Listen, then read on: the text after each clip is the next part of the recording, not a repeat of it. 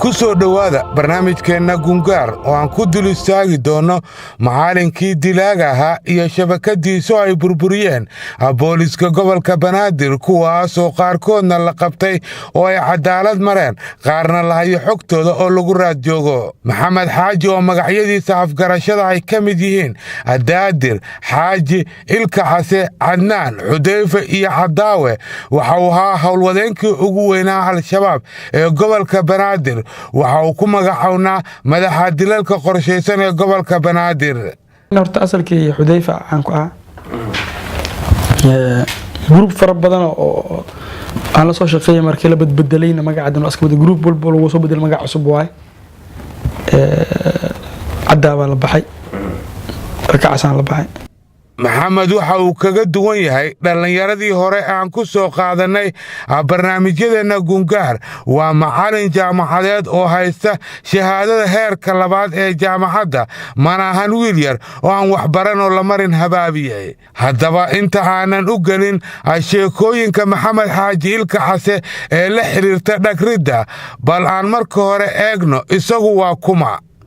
lafahantiisa ayaa noo sharaxaya maxamed xaaji heerarkiisa waxbarasho sideeda kala dugsigii hore markaas ka soo baxay markaas oo idin kaga sheegaysan markaas oo culumta diinta aan ku soo baxay oo itixaadka ay lahaayeen xaq diin ahaan markii la kutubada soo akhristay oo dhowr ay u badan yihiin rasaalixiinka iyo bilowul maraamka iyo tajriis waxaan kutubada tajwiidka iyo kutubada kala jihaadiga wax badan ka soo akhriyay سواء ماشي اللي يقدر تروح حافظ عوالو ميلك مرة دم نقع حافظ القرآن حق دين تساسو مركا ديك سوا صدق وحاسو دمي سنة كالوكم يسديد السوق سديد إسلا أكاديمي كيك وحاسو بدي بقاعد مركا كبلاو ديك سوا سارة حاسو دمي 2011 لابدكم يسديد إيو كوي تبانكا إلا إلا بيتوقفتو دحيسو أنا أخوتي إذا جامعة سوق لي لو كنت إلا إلى حتى كان لقيناي شهادة بيئة خاطئ كدي بوحنق لي مع إنجليش كله برتو مجال كعزبة فرونتير لنا ليش حنك خاطئ شهادة دبلوم إنجليش أسستنت أنا إيه خاطئ مركي عن كسر أسستنت أنا سلاقي وحن عشان ناخذ مع هذا معنى إنجليش أكاديميك إنجليش عندنا مركا دولة كلا هذا جامعة مقدشة بلاوي ماستر environmental study halkan waa maxadka frontier oo lagu barto luqadda ingiriiska waxaana uu ka ahaa macallin ingiriis maxamed xaaji ilka xase isagoo fasalkan ardayda kula wadaagi jiray duruus of preparation one of the international exams of the world. It's a center which provides and prepares IELTS preparation. I think in general East Africa we have only few countries that operates and prepares the IELTS and the TOEFL. Frontier became the very first college started preparing the method of macallinka dilaaga noqday maxamed xaaji waxa uu horjoogo ahaa shabakadii ugu halisaneyd al-shabaab ee muqdisho ka geysata falal argagixisanimo waxaana sida ku xashaxda booliska gobolka banaadir madax u ahaa qaybta dilalka qorshaysan ee shabakadan maxamed xaaji iyadoo uu ku-xigeen u ahaa sharmaaka cumar axmed oo loo yaqaan ugaaska ama ganay kaasoo ay hayeen xogtiisa iyo sawiradiisa booliska gobolka banaadir ayna ku raad joogaan axmed faarax iidle oo magacyadiisa afgarashada ay yihiin shuuriye madoobe nuunow iyo ramadaan cabdiraxiin mursal oo la baxay saalax waxay ka tirsan yihiin shabakadan dilalka qorshaysan qaybta istikhbaaraadka ama sahanka waxay ahayd shabakad kale oo ka tirsan kooxda ilka xase waxaana ku-xigeen u ahaa dhinacaasi saalim siciid oo ay gacanyarayaal u ahaayeen haashin carab faadimo korneylo maryan oo ah xaaska saalim cabdiraxmaan sheeba iyo cabdinaasir axmed oo ah maqanayaal ay boolisku ku raad joogaan maxamed xaaji ilka xase waxa uu ka mid yahay dhalinyaro dhowr ah oo al-shabaab ah oo aan horay u soo waraysay kuwaas oo fikirka takfiirinta iyo xagjirka lagu soo baray dugsigiisa qur-aanka taasoo ah halka uu kala jaan qaaday al-shabaab horta fikirkan wuxuu ugu dhashay fikir oo anigoo weyn ah waa ka yaraa macna marka gaar ahaan tusaale ahaan dugsiga hoose dhexe markaan dhiganahay dugsiga quraanka aan dhiganahay wuxuu ahaa dugsi itixaad ay leeyihiin xiligaas dugsiga aqwaanka la jiray gobolka oo dhan waa looga imaan jiray marka la markaas ahaan xiligaas suufiya ku badneed magaalka iyo gobolka laakiin magaaladaasi waxaa loo imaan jiray dugsiga la aqwaanka oo caan waa dadka bol mar dugsiga aqwaanka dadaaday ameel aan hada ugu sheegi karo marka dugsiga waxa macallimiin oo ahaa niman oo xiligaasi oo atxad ka dagaalam jiray oo nin la dhaho macallin Suleymaan nin la dhigi jiray oo howlgaladii calal ka dhici jiray Itoobiya ku baxay maxamed xaaji ilka xasan waxa uu shaqadiisii ugu horeysay al-shabaabnimo ka soo bilaabay magaalo xeebeedka marka oo halkii uu ku soo dhigtay dugsigiisa sare waxaana uu ku doodayaa in dugsiga sare uu soo dhigan jiray ay saameyn ku lahayd kooxda al-shabaab kuna soo booqan jireen horjoogayaal ka tirsan kooxda xiligaas dugsiga waxaa noogu imaan jiray waa xili hore sheekh Fuad waa nin iska yaraa xiligaas xoogaa da'ahana nin weyn u egyahay iyo aadan xaashi iyo nin la dhaho maxaa la jiray Cabdullaahi Salaad iyo Abu Zubair meesha ugu waajir kale ma ka jirin xiligaas laakiin ilka xasan waxa uu marka uga shaqayn jiray habjaajuusnimo oo isaga koox kale ay ka dhex shaqayn jireen inay macluumaad ka aruuriyaan dadka kooxda ka tirsan iyo dadka ku dhex nool deegaanada ay ka taliyaan waxayna ka warbixin jireen wax kasta oo kooxda dhexdeeda khatar ku ah balse markii ay dawladdu la wareegtay magaalada Marko waxay isla iyagii laga dhigay koox qaabilsan qalqalgelinta amniga magaalada Marko dawladdu marka meesha soo tashatay markii isoo galeen oo markii kor laga soo wareegtay calash ilaa iyo markii magaalada marka la qabsadayna ragii daaqiliga ahaa ayaa waxa la yiri qaarijiga isku bedelay dawladda imaaday daaqil uu ku soo baxay kan qaarijiga ana taasoo qaarij ayaga howlgala ilaa dadka ayaa yaqaan oo intaan ku soo koray mugti kii isbedelaayo kii jaasus ah askarti dad cusub hadii loo keeno yaani dib way naqeen in loo tilmaamo laakiin anaga wada naqaana ma laga shakisan hadana sidii waxa la jiray aan ku bilaabay hawshii ugu horeysay kooxdan wiilka xasan ka mid ahaa ay Marko ka qabtaan waxa ka mid ahayd dilkii wiil dhalinyaro oo lagu magacaabo Asad Xaajo kaasoo ka shaqeynaya Xaajo Bookshop oo ay qoyskoodu lahaayeen wuxuuna sheegay maxamed ilka xasan in dilkaasi uu geysay nin saaxiibkiisa isna uu ka fogaaday in la aqoonsado maadaama ay Asad saaxiib ahaayeen Asad aan shakhsiyan aqaanu ahaa yani in fiican oo ahaa dawladda u shaqeynayeen waxba muusan ahayn meesha station road ku joogay footadaas uu iska joogay family ahaana yani waa dad aad loo yaqaan footada iyo sawirada dadkaas xiligaas gobolka dhan baa laga yaqaan sawirka dugsiga sare shahaadada xataa isaga yaqaan banaankan joogay oo meesha isaga station roadtiisa munishibi meel la ku tala sarta dheereed oo muxaadarooyin wax lagu qaban jiray anoo xagga taagan aan waxa arkaa anug oo marka dambe dhiman doono oo budbooda la dhahay doono amesh taaganaa Asad telefoon uu qabto wuxuu dhahay waraan imanka wada carreen gabigooda wallahi fulay waay shaabti iyo wixii iyo kan budbooda wax muusan hubsan ninka ku bilaabay marka sadii waa abaan marka xabada ina anaga soo wada orad meesha ka imaanay ninkii jiifa aragnay inanka biska la xariisana bas ninkii soo wadnay waxa dhacsaan uu dhahay ninka uu dhahay telefoon soo ku hadlay telefoonkiisa waa kaasa anoo meesha taagan uu dhahay nimanka soo galeen wuxuu gudbinay Asad markaas uu noolaa ana waa arkay macna paralyze uu noolaa yani meed ahaan uu soo tagay ninka laakiin markaas uu noolaa Asad marka dadka ma soo kaan yaqaanaan qaarkood si kale saaxiib uu una footada iyo wixii marka ma ku darsamin baana hadhow siisan far ii soo galin banaankan ka istaagay maxamed xaaji ilka xasan waxa ka mid ahaa waxyaabaha cajiibka leh ee uu sheegay in markii magaalada Marko ay dawladdu la wareegtay uu la noolaa Jeneraal Ismaaciil oo caruurtiisa uu saaxiib la ahaa iskuulkana wada dhiganayeen wuxuuna barnaamijka gungaar u sheegay in maalinkiina uu gabaad u ahaa guriga jananka habeenkiina uu isla guriga bambooyin ku tuuri jiray si uu u dilo jananka uu gurigiisa ku noolaa ee uu la tacaamulay sida caruurtiisa oo kale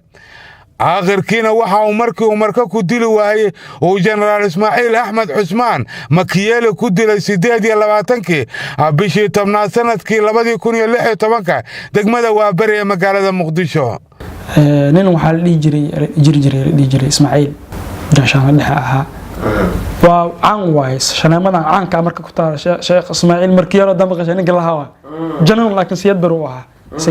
markii dawladda ay dadkii xagga markii shabaabka ay qabsadeen asal oo shaleemada laga burburiyo laga bursado ahaa meesha intuu imaaday dawladda uu soo hubeeyay dib loo sii janay waxa la jiray darajadiisa markuu soo weeraray si kala daan u dhigay marka aniga iyo wiilashiisa saaxiib waa ahayn shaleemada Ismaaciil guriga ku dhiganaa buu deganaa baan weligii magaalada markuu soo galay gurigiina waa deganaa ninkaana janan waay adeer iska dhaha marka mugti ilmiisna saaxiibana ninkii aameesh dadka qabtay ku mid ah marka Abdulqaadir Siidi isagii gurigaas qabtay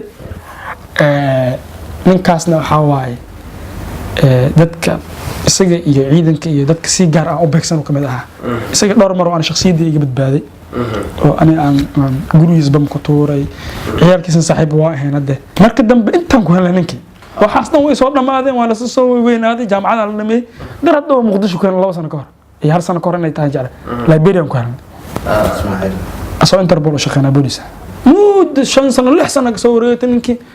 dadkii meesha waxa soo baabaa inta la sleemaa moogta ninkii intuu imaaday isagoo sarkaal la sii dalacsiyay oo yani Interpol u shaqeeyay wiilashiisa saaxiib waa ahayn anaga marka si hadii loo dhaho xoogaa waxa nagu jira adeernimo iyo wixii qaraabo maniin laakiin adeer iska dheena laakiin haddana hooshii ana bariis adeer iyo waxa inaan ana ugu dambeyn hada ninkii saaxiibkayga Hashimi afar sameeynankii iyo ani shuri dilka Generaal Ismaaciil kuma uusan ahayn Maxamed Xaaji kaligiis waxa ka qayb galay Haashim oo kamid ahaa shabakada Ilka Case waa kan Haashim oo isagana ka sheekeynaya qaybtii uu ku lahaa dilkaasi wuxuu fadhiyay maqaayad ku taalo isgooska waa bari isgooska shaqaalaha wuxuu fadhiyay meesha laga soo doorahay haddan ciidana markaadna oo seminaarka maadal sheey Talyaani ma sarkaalo waxa marka xaafadu soo galay xaafadiyaan kala soo dawgalnay markii taasan ogaa sidoo kale Maxamed waxa uu sheegtay inuu gacantiisa ku dilay Xaaji Baano oo kamid ah waxgaradka magaalada Marko xilli uu masjid ka soo baxayay waxaana isaga dhagar qabayaasha la socday banayseen dilka qof muumin ah oo ka soo baxay masjidka Eebe يعني نكان إسقى بانو وحجبانو وأنا أرت ويد أنا ويقان مركي إسقى لقى صلاة دبدون نمديس يدرغ نمديس عاد كواها ده مركم مساجد وكصابة مساجد يرى الرحمة الله وكل حيارس الرحمة ده وين معها وجر كل حيار كل حجر درغبض كل حيار شرفة ير ودرغبض لا كتبتان كيو كصابة حي بنان كان كوين مرك لكن والصو كونفرم قريه نكسر على عليه markii dambe waxay kooxda al-shabaab u soo bedeleen Maxamed Xaaji inuu ka shaqeeyo magaalada Muqdisho oo uu sheegay in waqtigaasi uu haysan jiray kooxda waxdishan inuu magaciisa ku sheegay Cabdiraxmaan oo ay ku xigeenna u hayeen Cabdi Majiid iyo Cabdi Muuse kuwaasoo midna la qabtay midna la dilay sanadkii 2012 Maxamed Xaaji markii ugu horeysay uu shaqo bilaabay waxay isku koox noqdeen Galadila iyo Mooryaanka oo labadaba loogu soo xulay inay Muqdisho kala yaqaanaan waxaana hubhayso u ahayd Felis Maco oo xukunsana ku jirta xabsiga dhexe ee Muqdisho أنا شخصيا قرأت عبد نمكن أن كسر جاري وحير أنا كسر جاري خلاف كي جوكتي وحير عادي وليه كي كده وحيدا ولا بدر على هاي قرأت على الله يعني قلت لي قال عن الله لا شخصت يرجين هذا أساسته مجال واقعي وحكي خبط سيدا كلوا أساسي أو وده قالت نمن جبت نمن جب هذا أو اسكول جرجر تاني حيل لكن هذا يكون قان هذا أخونا نجرا أو جور هذا هستجان والله بنو أكتف أو كوكينا يري استشخصت صدق دين labadii qof ee waqtigaasi la shaqeynayay Maxamed Xaaji hadda galad waxa uu ka baxay al-shabaab halka Mooryaankana la baadigoobayo ay sheegeen booliska gobolka Banaadir inay hayaan macluumaad ku filan in la soo qabto oo ay ka mid tahay sawirkiisa Maxamed Xaaji waxa uu ka bilaabay Muqdisho hawlihiisii dilalka dhagarta waxa uu Muqdisho ku dilay dad badan oo haldoor u ahaa bulshadan kuwaas oo isugu jiray saraakiil shaqaale dawladeed iyo dad kale oo bulshada waxgal u ahaa dadka haldoorka uu ku dilay Muqdisho waxa kamid ahaa Generaal Cabdullaahi Maxamed Sheekh Xasan Quruurux oo ahaa sargaal ciidan oo waxtar u lahaa dalkan waxa uu jananka ku dilay masjid ku yaala Waabari isagoo ka soo baxay salaadii cishaa maadaama uu sheegay in maqribkii uu ku adkaaday dilku sababo la xiriira ciidamada ammaanka oo ka dhowaa aagga generaalkan meeshuu soo fadhiisanahay maqribkii cishaa wuxuu ku tukanaa marka maqribka ma la dili karo oo degmadu u dhow yahay degmadana ciyaalkan dhadcadkaa joogo aagaas cisha madow waata marka waa cisho marka niyo dhowr mar isku daynay waxaa la isku heshiiyay hadii ninka bugbug la maqlo degmadu u dhowdahay isgoosada day xiraan inta laga baxa ragina ila lugayaan waa hal luuq waxaa jir marka mar walba luuqa xeelada la lahaado oo lagu baxsada jiro oo la calada wadooyinka la xirxiro oo bajaajta la barbaaray dhalinyarada iyagoo waxooda wataan meesha la soo maray dilka jenaraal Quruurux waxa uu ka mid ahaa dhagarii ugu xuslaa uu sameeyay Maxamed Xaaji Ilka Case waxa uuna ka hor dilkaasi diyaarsaday laba koox oo bamgacmeedyo ku kala tuura xarunta degmada Waabari iyo bar ciidan oo ka dhaweyd meesha si uusan gurmad ugu imaan inta dhagarta dilka ay socoto kuwaas oo markii uu isagu teleefanada ka baaqay tuuray bamgacmeedyada kadibna uu isagu fushaday hawshii u socday oo ahayd dilka jananka masaajidka cisho ku tugtaa marka qorshaha waxa la keenay waa la fariistay shir anaga waxaan leeyahay shir hoosh adan keenay taala soo qabsan la adan keenay taala muqdisho idin ka dhex joogna waxaan wixii hub iyo fan loo baahday diyaar waa laakiin hoosh idin ka wada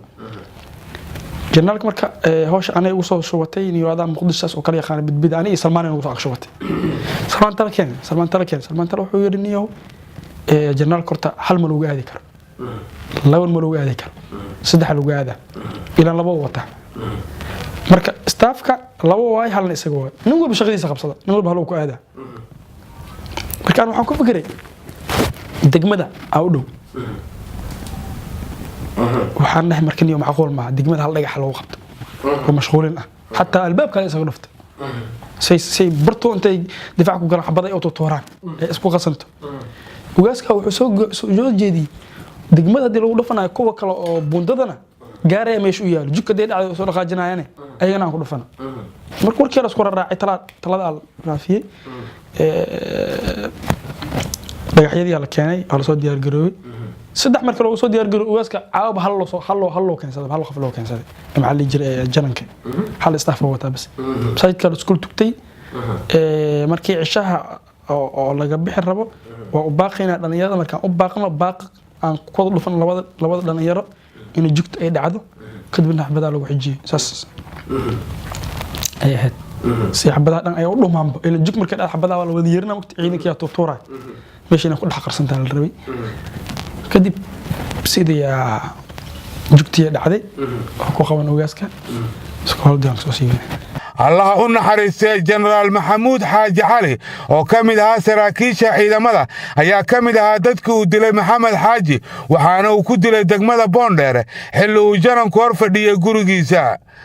waxaa soo gudbiyay wiil mootolaa soo gudbiyay oo dhahay in janana meeshan joogo markaan tagay oo aan shaqada soo fiirsanay dhahayniyo soo fiir dhalinyarada xagga gudeen bonder meesha ugu xarunta badan waa dawladda maxaa la jiray soo fiiri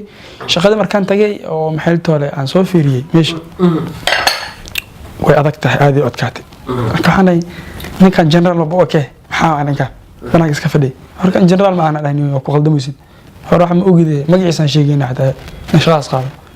anaka janna ma anaka sarkaal waa dhici karto anaka jan wala ku soo fadhiisanaay hal wiil la fadhiisana ma jiraan meesha wax ma baro cunin buuligeeda taas oo kalsoonidaas isku qabaa bas okay waay marka galab aan rabnay galab waan soo rigalweysi subax guriga loo dhisaya subax ani iyo shoori iyo waxa imaanay iyo ugaas shaqada ilaan shaqa janna ma ilmo yareer ma kaysan kartid waa kaaga dhaawacmi karaan ka dhiman karaan ragii waaweynaad in xaniyooda fuulaha markaan meesha imaanay jananka isaga ah jananka waa fadhiya subax waa hadii ani iyo ugaasan xiranay shooriina waa xiran tahay shoori nooha xag u taalo noohadan ka qaadanaa aan ku yiri ma nooha ma la bixi karo سينا دينا يحرتان إسقوس بحبذا دعمه والله البيح كلام كويري وجفينا دينا الله فن وطورينا عنده بس قانك وخادنا إنه هذا عن خادنا حدا أدنبه وحركوا يا جذوه قلي بيحد حاجة أجمرني جروه قلي نك شوري كرر نقدامنا ما حدا هناك جروه أو جسنا جروه واحد كتير من كان أو كذا وحصاب بحب جننكي أو جننكي سواته dharkii militariga wata ima aqaaniye waxa digaha ugu toban iskoolo biljam fiican wata imid kale staff ul wata yani qor wata haka wata asla soo baxay horaan ma soo baxin inaan socda ninkan weyn iska ilaali bas qooma wata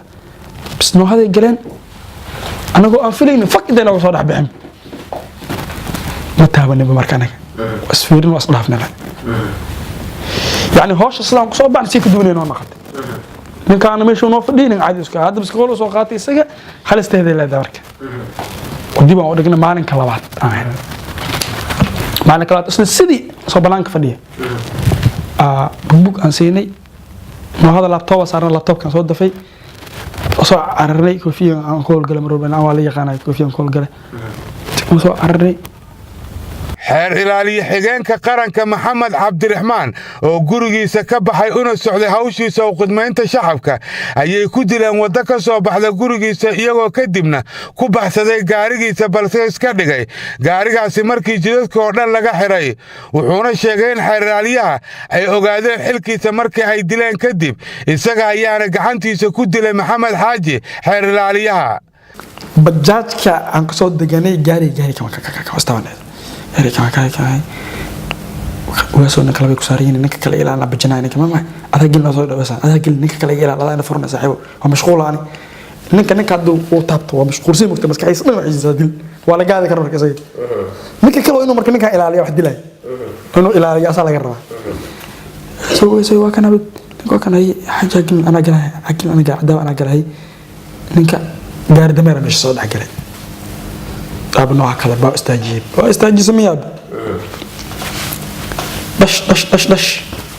هذا عي كان كلا تقول هاي بقى قبتي صدق أنا قارك صدق صدق أنت صدقتي ومنطقي وفنيستك عيو اسكت درس من سوى عبين مركا وقاعد عقد لك جد ولا مرة مكت تين الضوء على أسكار الله عنك وإحنا ملوهين عن ملاء قوسن كدب وحمقلنا قدرنا كما قدونا نك أو ده يور هبرة ننا تلفون قد له نجي سنة أنا قمش اسكي مرين دبك ورنك يستجع هنك كلا ولا صارناية سلوا نافع مركن نك كلا ورنك كلا ما أخوزنا الله دي بنك فاهم دونا نك حتى إنه وحاها فلولا أنا أوغان وديك لنا نفتر كيس سجى دي بنك أوغان دونا نك جاري لا صارنا إنه شقده وحكلها يعني حرر عليه محكمة ونفتر كشغينه أوغاني فاكتور لكن لما هو sidoo kale dilka taliyihiisa liga wardhiigle ayuu wax ku ogaa inkastoo uusan isagu ka mid ahayn kooxda waxdishay wuxuuse ku doodayaa in kooxda waxdishay ay u dejiyeen xeelada ay ku qiyaameeyaan taliyaha kuna dilaan in ragga meesha uu ninkan ugaas yar kale saalax uu meesha mooto ku barbaray mooto barbarad laga dhigay dabada talo mara hubkii uu soo dahay dib uu imaa ay qaateen fakta موت أواس مش حكوا بربرة صالح وحكوا لي عن الموت مش حكوا بربرة عبارة مش جوجر قاس ما تكوت ولا معك سانس عمران سليم مش جوجر دوالي إيش سان كسوهن ليه sometimes نوع أركيس خوفك أنا عنا حتى ما نقام maxamed xaaji waxa uu sidoo kale sheegtay inuu wax ka ogaa dilkii aamina oo ahayd baare ka tirsanayd nisa waxayna ahayd qofkii gacanta ku hayay kiiskiisa markan ka horeysay la soo xiray maxamed xaaji aamina meel aan ku arki lahaa ana ma dhaafeen dadka qowl number 1 aan ka xataa ana ogta taas waqti fahma aamina rag fara badan horta xaniya qabato oo markii meesha joogtay wax badan ay haleysay waxa kamid ah yar la xukumay oo la dhahay maxamed mare طبعا محمد marka milyan qof baar oo soo noqoto in hal uu fiirinayo aamina waxay u tin ku ahayd al-shabaab waxayna dhamaantood u arkayeen qof khatar ku ah maleeshiyaadkooda la xiro isla markaana aan marna gorgortan ka galin shaqada ay qaranka u haysay waxayna sidoo kale caqabad u arkayeen inay aamina waqti dheer joogto baarista iyagoo arkayeen qof marka la soo xiro ay haddana sanad kadib markii la soo xiro isla iyadii joogto ay aqoonsan karto qofkaasi maxamed xaaji ilka xase waxa uu sheegay in kooxda aamino dishay uu isagu geeyo goobta ayna hagaysay qof dumar oo is yaqaaneen mid ka mid ah dilayaasha waxaana dilkaasi fuliyey sida uu sheegay ugaaska oo ah qofka aad sawirkiisa aragtaan oo la baadi goobayo iyo cabdulaahi kuusane oo isagana sawirkiisa aad aragtaan oo la baadi goobayo iyadoo hubka wax lagu dilayna ay watay maryan oo ahaa cabdulaahi kuusane hooyadiis isla markaana xaaska uu qaba salmaan oo ka mid ah shabakadan la hayo kiiska aamino wuxuu u dhacay saan u sheegay hal shay baan ku darin waa xaqiiq in la ila soo xeeyay oo la dhac ciyaalka wad geemish maalin cad wax ma ku cuni karin in aniga ugaas iyo gruubkiisa aan waday oo aan dhex geemish aan banaanka kista dhaawasho soo qabta gudahan ku jira kuusane oo kuusane markaasna uu hooyadiisa wacay naaga oo sheegaysa arinta waxaana shaki iga jirin aamina qofka kalaaska la fadhiyo inuu gudbiyo hadalkan xataa banaanka joogan ku dhaana aragtida markaa ka hesha fasalka la fadhiinaagta waanday waxaana say qiyaasayaa qofka fasalka la fadhiyo inuu soo kacay soo istaagay oo banaanka uu soo baxay oo kuusana la hadlay kadibna ku laabtay yacni tilmaanta uu bixinay kadibna hawsha saasay u dhacday dumar u ahaa kuusana la soo hadashay kadibna soo laabatay kadibna kuwaas ay saddexda mar soo galeen kuusana wuxuu ka istaagay albaabki labadan hawsha gashay yani laba ku gashay uu saddex ku socday dadkaas intii wax fahmaa tan kala taagna dadka warkii ordada samee ordan kuusana oo fiirsanay halkan waa jaamacadda Soomaaliya kanina waa fasalkii ay dhiganaysay aamina lagu dhex dilay waxayna maamulka jaamacadda ii sheegeen in fasalkaasi wax lagu barto ay ugu dambeysay maalinkii lagu dhex dilay aamino kadib markii ay diideen ardaydii kale ee jaamacadda inay wax ku dhigtaan fasal lagu dhex dilay mid ka mid ah ardaydooda ardayad aamina waxay ahayd qof ku firfircoon waxbarashada leena hami fog waxayna dhiganaysay kuliyadda shareecada iyadoona jaamacadda Soomaaliya ay ila wadaageen natiijooyinka imtixaanaadkii ay gashay ka hor intii aan la dilin maxamed xaaji ilka xase waxa uu aaminsan yahay in dadaalada ciidamada ammaanka iyo baraha koontarool ee la badiyey ay dhabarjab ku noqdeen kooxda waxayna taasi meesha ka saartay kooxdii wadan jirtay gaadiidka lagu horjaro gaadiidka kale ee kadibna saas lagu dilo qofka gaariga wata isagoo sheegay in hawlgallada noocaasa ay gabi ahaanba kooxdu joojisay sariirka waa balaartay sariirka yani waa baabay hadaadhe fashalkii suceeb iyo waxa ku dhacay fashal fara badan kadib iyo goobaha oo ciidanka jaakibantiyadooda la badiyay in waxa jirta marba di ex control aan gaarin xaniyaan lahayn waqti hadee ex control dhaafsatay xataa galmudugna kan wuxuu ku sameeyo ma sahlan hada istaraatiijiyadda amni ay dejiyeen saraakiisha qaybta guud ee booliska gobolka Banaadir waxay ku qasabtay al-shabaab inay yaraadaan falalkooda argagixiso waxaana meel kasta la dhigay dhalinyaro boolis u heegana ilaalinta amniga shacabka kuwaasoo ku qasbay maleeshiyada al-shabaab inay isaga firxadaan magaalada Muqdisho dowladda Soomaaliya waxay samaysay wax kastoo ay ku xaqiijinayso ammaanka muwaadiniinta waxayna meesha ka saartay falalkii argagixisanimo ee gaadiidka lagu horjeeray gaadiidka sida al-shabaab laftigooda qirayaan waxayna ka dalbanayaan shacabka inay ka gacan siiyaan ammaanka wasiir ku-xigeenka warfaafinta ee xukuumadda Soomaaliya Aadam Isaaq ayaa sharaxaya guulaha arrimahaas ay ka gaareen ciidamada dowladda Soomaaliya sida aad ogtahay waxa ay sameyn jireen waayadii hore markii ay ficil xun inay geystaan ay ka cararaan laakiin waayadan dambe laamaha ammaanka waxa ay la soo baxeen la falgalkii ugu adkaa cid allaale cidii wax geysatana gacanta lagu qabtaa cid allaale cidii wax isku dayi doontana waxaan u sheegayaa inaysan ka badbaadeynin laamaha ammaanka haddii ay falka ay geystaanna aysan ka baxsan doonin maxamed xaaji ilka xase isagoo macallin jaamacadeeda ayuu ku dhiiraday inuu magaalada wax ku dhex dilo wuxuuna ku doodayaa inayba dadka dhan maqan yihiin oo aysan aqoonsan marka uu wax dilayo waa iska jirtaa mucjiso aan saxawood marka wax dilis dadka ku arkayaan meesha wax ku dishay maalin kala daymaad caadi qalbiga waxa markana waa la kala yaacay aqaanani isla maalinka birmaamka meesha imaan shaqo cabeen dadka ka shaqeynaa dilka dadka keliya kuma ekayn maxamed waxaa u sii dheeraa inuu ahaa tababare ku xarbiya dhallinyarada falalka argagixisanimo ee dilalka shacabka ay ka mid yihiin wuxuuna ka dhigtay wax ciyaar inuu dadka dilo isagoo soo kaxayn jiray dhallinyaro uu ku biiriya al-shabaab kadibna si toosa u tusi jiray isagoo wax dilaya si ay ugu daydaan isagoona ku oran jiray waan idiin dhigayaa ee dhammaystira taasoo ula jeedo inuu qofka u dhaawacayo iyaguna dhammaystirayaan marka dhahan ayaantan wadan iyo inoo laba wiil oo cusub la soo wadaa aad u fiican oo ladan soo jikmay bal shaqo ma bari kartaan wadaas wiil hada qof darwala u sameeyo shaqo ma bari kartaan ha aan loo keenaa marka dadka marka dad tabar ahaan dhameystiran laakiin baraatikada ma leh fiyor ahaan way dhameystiran waa la baraa marka shaqada kama keysana mas waladan keena anaga wadan shaqada haye waladan baraa okay ana galaada iyo wixii oo ku dhigan ko dhameystiran meesha ka dhaha furo كنترول كحل حاجة استاجي هذا واقع سأقول هاي بش والله بلا وينك ما أنا كلامات خف كلامك كنا ما أنا استعد مرك أكتب أنا مسكون في لنتي مرك الله مرك الله فتاتم مرك ما يعن كل شغلنا رجع أنا عبد الله من كل شغلنا مين يغنى لك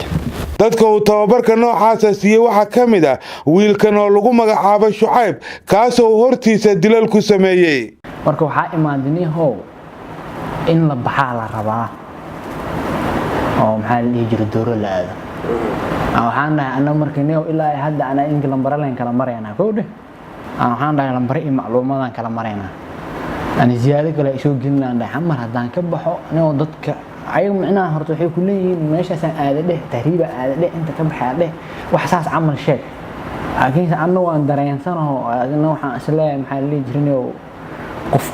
waa warkaaga waa la fahmi doonaa مش سيستم واقع قلدم دون وارد حقي ساعات ومش سكة لهنا قطبة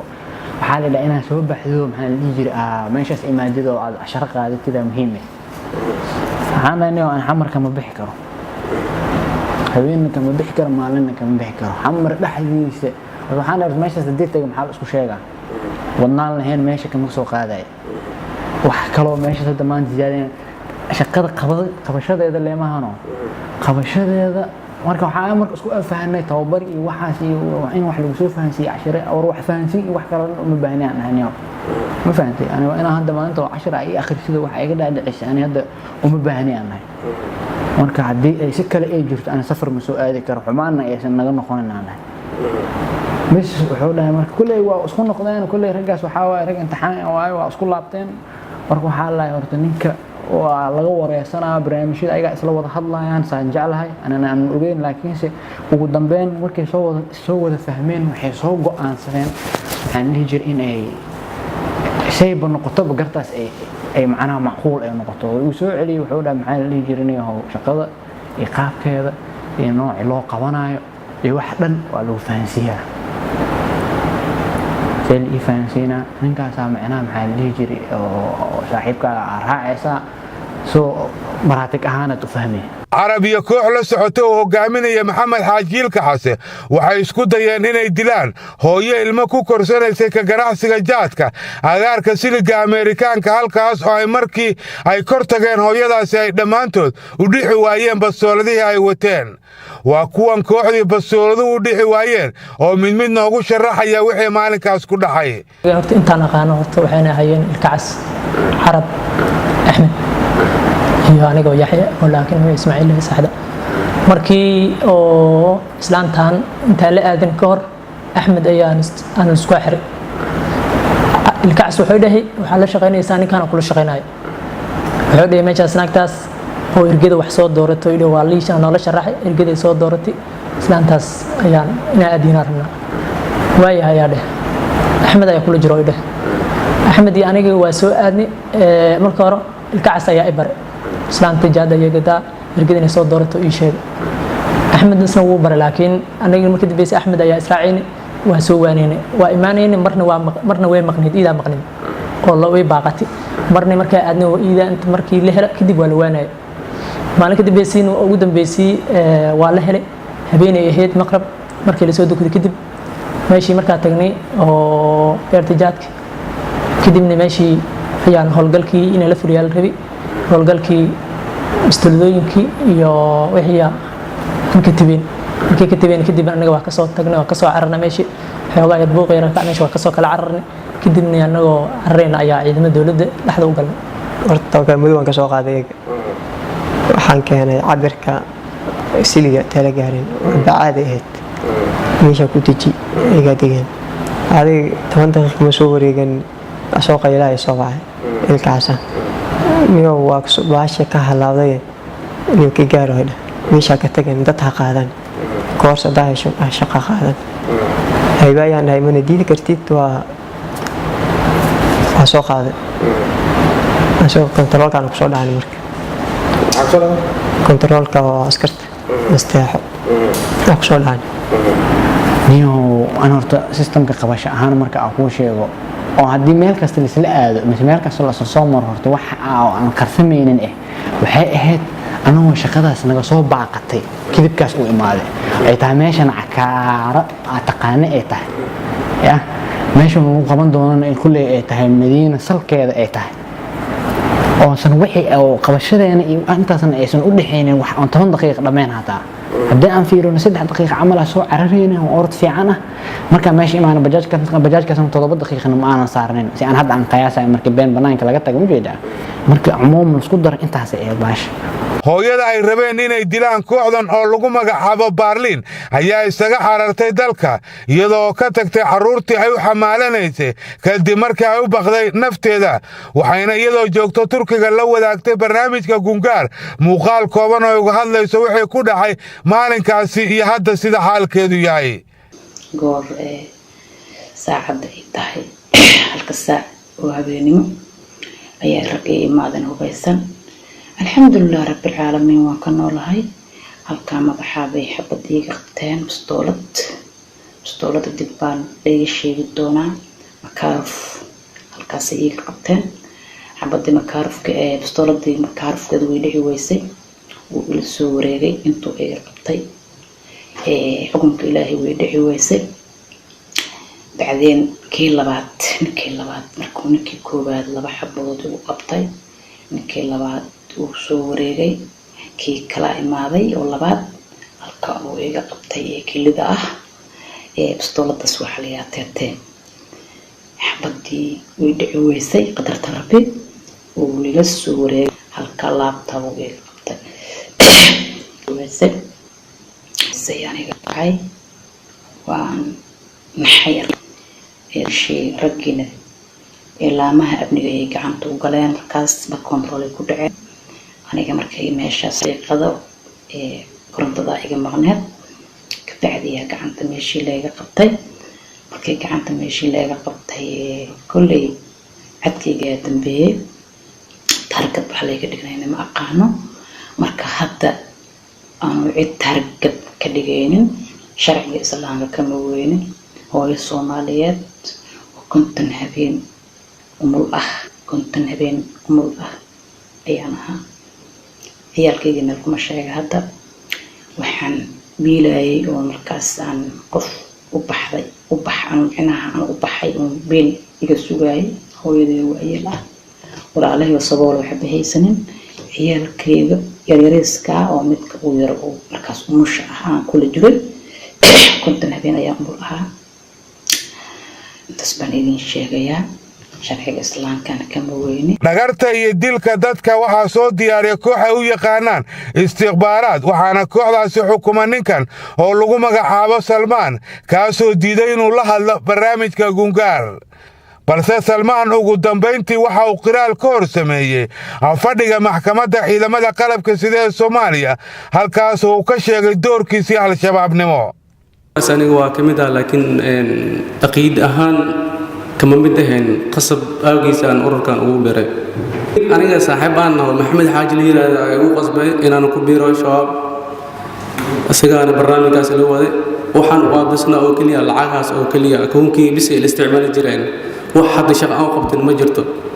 Haashim waxa uu ka mid yahay shabakada Maxamed Xaaji la shaqeynayay waxa uu qaabilsanaa hagida iyo saaminta goobaha ay dilalka ka dhacayaan waxaana uu ahaa hagii ugu kalsoonida badnaa Xaaji waliba asaga ayaa ku tashkiiliyay inuu ka mid noqdo kooxda al-shabaab marka ninkaasna saaxiibka waa taqaana horena u taqaanay ururkaas inuu ka tirsanaa anaasan saaxiib aan nahay marka hadda ururkaas waaba ka tirsanaa waa la shaqeeyaa marka adigana waxaan jeclaan lahaa inkastoo saaxiibkayga aad tahay inaan arrintaas aan kugu tashkiiliyo oo adiga go'aan ka gaartid isla markii aniga go'aan degdeg ma gaarin waxaan dhahay kuley aniga hadda nin iska shaqaystaan xaasna waa qabaa markaas waxaan ka shaqeeyaa footidii aan ka shaqeeyaa marka waxaan dhahay hoowana waa laga fiican yahay wax hadda aniga arrin qidda askari iyo xaas iyo mana aqaano haddana kuma degdegi karo kuley nin xaas qoon waa kuley dhib ma loo dhahay laakiin qaabka u malaysa ma qaab kale nooc kale loo shaqeeyaa jirto oo adoo hooshaada wato ciddaadan aysan ku ogaanaynin oo iska fiican ayaa jirto magaalkaana joogo marka qaabkaas aan kuu sheegaa hadday ku qanciso kaas kuley anaa horta waa kasoo fikiraa si wax u jira ii sheeg marka qaabkuu ii sheegay qaabka amnigu ii sheegay magaalka qaabka looga shaqeynayo hoolasho la qabanayo qaab loo qabanayo waxyaalahaasuu ii sheegay marka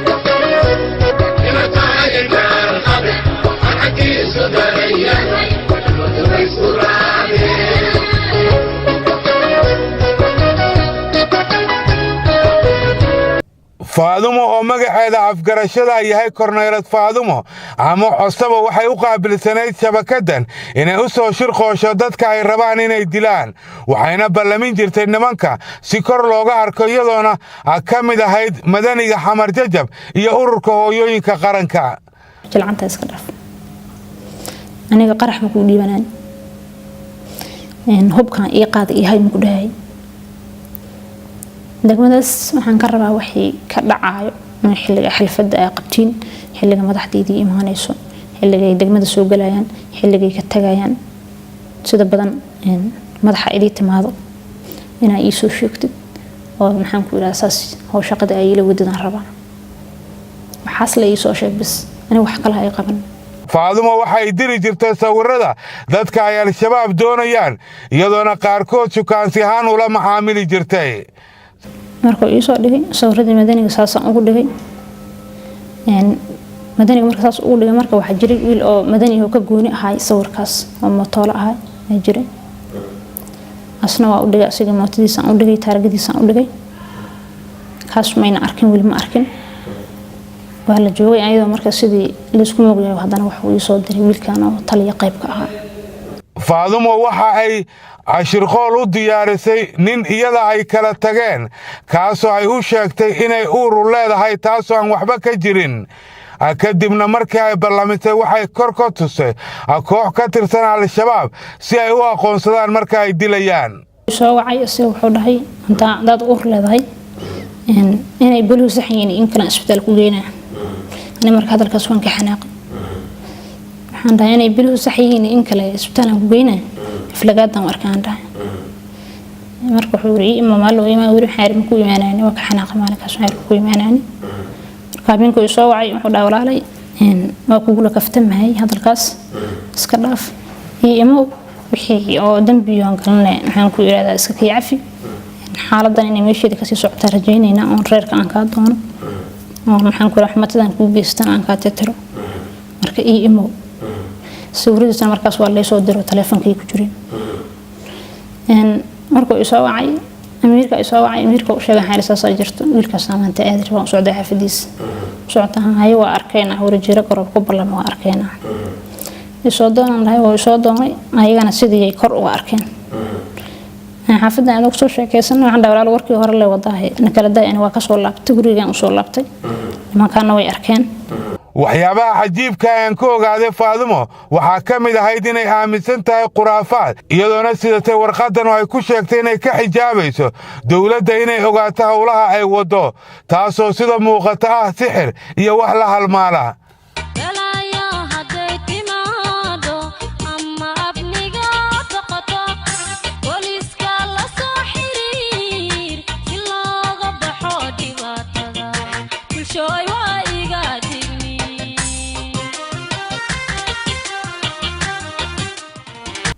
haashim oo ka mid ah qaybta sahanka ee kooxda al-shabaab mar hadda ka hor la xiray maxamed xaaji waxa uu ahaa shakhsigii u dhexeeyey maxamed aabihiis iyo kooxda al-shabaab wuxuuna sheegay inuu mar kasta la xiriiri jiray aabba xaaji una sheegi jiray in wax kasta oo dhaqaalaha u baahdo ay ka caawin doonaan si loo soo daayo xaaji. aabihiis waxaan dhihi jiray xaalad intay maray meel bas waxaan u sheegi jiray inay ardaydii ama dhalinyartii ururka boolmareer dhalinyarta